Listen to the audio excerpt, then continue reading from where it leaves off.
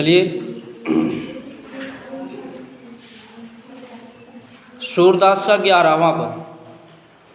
प्रस्तुत पद में कहें कि जब गोपिकाओं के प्रश्न से जब पूरी तरह से परास्त हो जाते हैं, सारी की सारी बुद्धि उनकी नष्ट हो जाती है, और उसके बाद तब किसके पास जाते हैं? यशोदा के पास जाते हैं। क्योंकि कन्हैया ने बताया था कि आप पहले डायरेक्ट गोपिकाओं के पास जाइएगा और गोपिकाओं के पास जाने के बाद मेरी माता यशोदा के पास जाइएगा और मेरे सुख दुख का संदेशा उनको सुनाइएगा।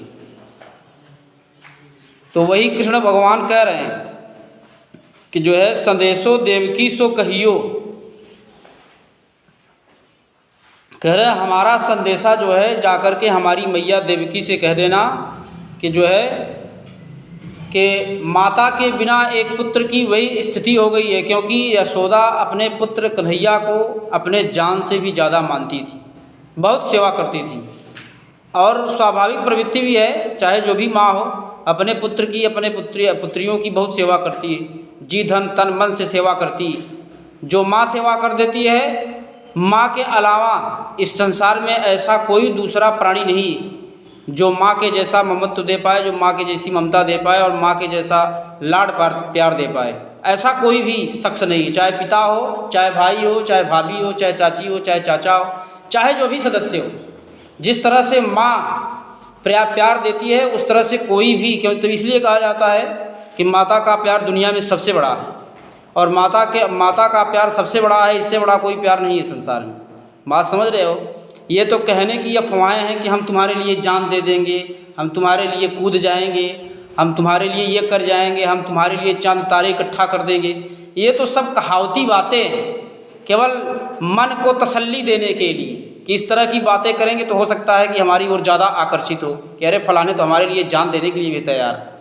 तो ये सब तो मनगढ़ंत कहानी, ये सब बनावटी बातें, और इन पर जो विश्वास कर लेता है उसकी नैया एक दिन डूब जाती है। लेकिन माँ का जो प्रेम होता है वास्तविक प्रेम होता है, निस्वार्थ होता है, उसमें कोई स्वार्थ नहीं होता। पत्नी पति से प्रेम करती है, उसके पीछे भी कुछ न कुछ स्वार्थ रहता है, या पति पत्नी के प्रति या पत्नी पति के प्रति प्रेम करते हैं तो उसके पीछे न कुछ भी स्वार्थ रहता है। वही कहा जैसे रामचरितमानस में कि सुर नर मुनि कई सब कई यह रीति, अस्वार्थ लगाई करई सब प्रीति। प्रीति, आपसे प्रीति तभी कोई करेगा जब उसके पीछे उसका स्वार्थ छिपा होगा, कुछ न कुछ उसका अर्थ होगा। बात समझ रहे हो? निस्वार्थ व्यक्ति इस जमाने में बहुत कम मिलते हैं, जैसे माँ होती। वह कभी भी यह सोच करके आपकी सेवा नहीं करती है कि आगे चल करके हमारी भी सेवा करेगा, यह कभी सोच करके सेवा नहीं करती है। तो वही सारी की सारी प्रेम कहानी, वही सारी की सारा लाड दुलार कन्हैया जी को याद आ रहा, और उन्होंने कहा उद्धव जी से कि जा कर के मेरी माँ को ये बतला देना, मेरे माँ को ये संदेशा हमारा संदेशा हमारी माँ तक पहुँचा देना कि अपनी माँ के बिना हम वैसे ही जी रहे, जैसे बिना प्राण के शरीर होता, वैसे ही हमारी जीवन शैली है, वैसे ही हम जी रहे हैं। फिर कह रहे हैं कि जो है संदेशो देवकी सो कहियो है उद्धव। जाकर के प्रस्तुत पद में सूरदास जी कहते हैं कि कन्हैया जी जब उद्धव जी को भेजते हैं तो कहते हैं कि जाकर के संदेशा मेरी माँ को सुनाना मेरे कुशल मंगल का, और मैं किस तरह से जीवन बिता रहा हूँ अपने माँ के अभाव में, अपने पिता के अभाव में, उनको जाकर के सारा वृत्तांत सारी कहानी बता देना। कह रहे हाँ तो धाई तिहारे सुत की मया करत ही रहियो।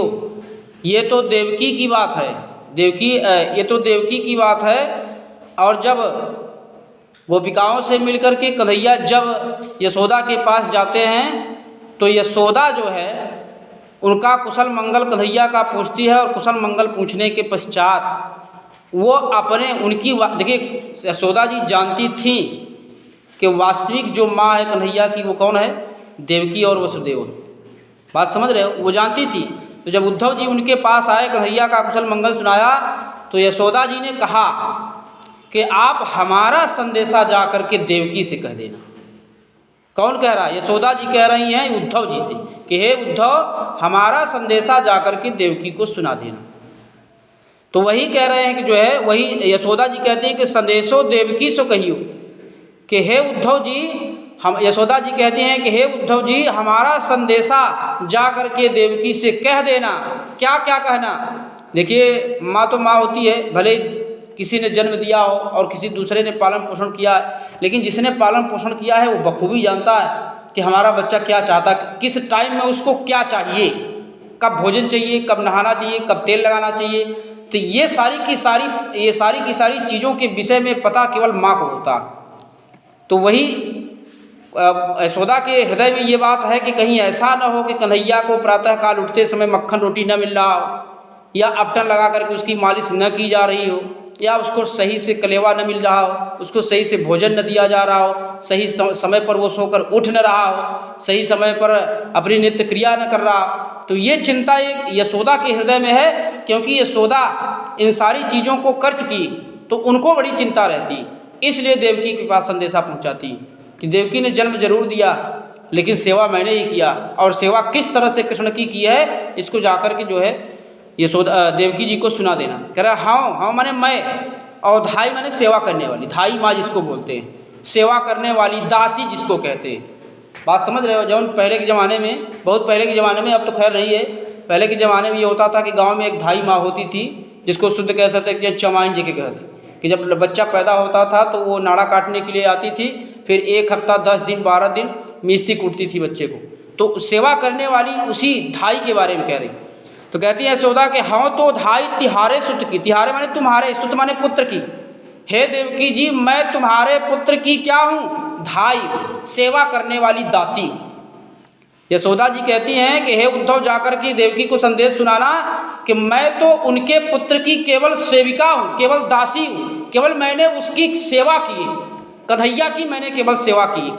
और करे मया करत ही रही हो, और हम उनको उनसे कह देना कि दासी होने के कारण आपके पुत्र की सेवा मैंने तन मन धन से की है, इसलिए हमारे ऊपर हमेशा कृपा बनाए रखिएगा, हमेशा हमें आशीर्वाद देते रहिएगा, हमें अभिशाप मत दीजिएगा। जा करके जो है देवकी को संदेशा सुना देना कि मैं उनकी सेवा, मैं उनके पुत्र की सेविका हूँ, मैं उनके पुत्र की दासी हूँ, मैं उनके पुत्र की सेवा करने वाली हूँ, हमारे ऊपर अपना आशीर्वाद, अपनी कृपा हमेशा बनाए रखिएगा। फिर दूसरी लाइन में कहते हैं कि जतप टेव तुम जानत उनकी तऊ मोह कही आवे।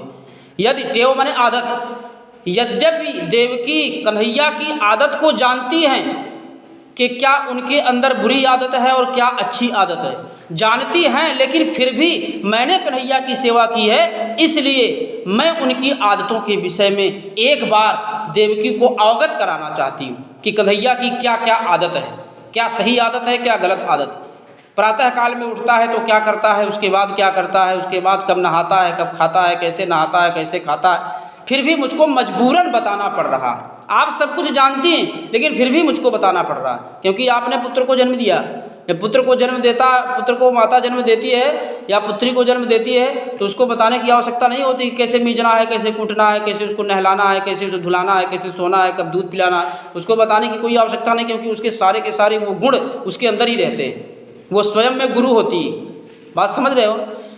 तो वही जैसे कहने का मतलब है जैसे गाय भैंस बछड़ा जब देती है तो बछड़ा ज़मीन पर गिरने के बाद तुरंत उसको चाटने लगती है।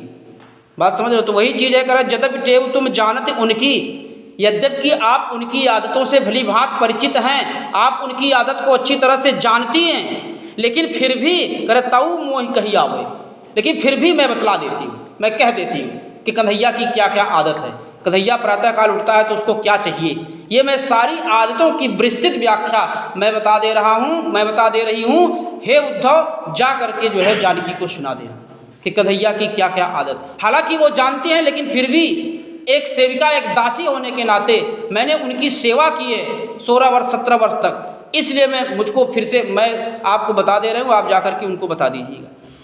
करें प्रात होत, पहली आदत करें जैसे ही सुबह होती थी, प्रात जैसे ही 4 बजते थे 5 बजते थे, प्रातः होत मेरे लाल लड़ैते माने अत्यधिक स्नेह, जिसको मैं अत्यधिक स्नेह करता हूँ।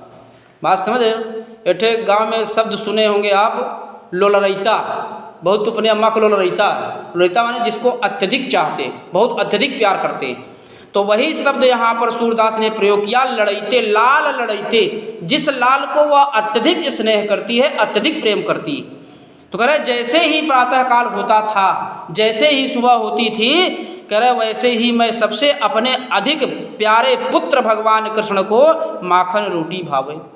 कह रहे लाल लड़ैतियों को अत्यधिक प्रिय, या मेरे प्रिय लाल को सबसे पहले मैं माखन रोटी, कह रहे माखन रोटी भावे माने अच्छा लगता है, उसको माखन रोटी सबसे अधिक अत्यधिक अच्छा लगता था। इसलिए अपने प्रिय पुत्र कृष्ण को मैं सबसे पहले प्रातःकाल में जब उठता था तो सीधे माखन रोटी उसको जो है ठिगा देती थी, दे देती थी खाने के लिए। बात समझ गए? बच्चों की आदत होती है कि जैसे खटिया पर से उठे वैसे उनको खाने के लिए कुछ न कुछ मिलना चाहिए। तो उस समय उनकी फेवरेट जो चीज़ है, जो उनको सबसे ज़्यादा भावे माने अच्छा लगता था, वो था माखन और रोटी। माखन समझते हो? माखन किसको कहते हैं? सही सही बताना, इन गप से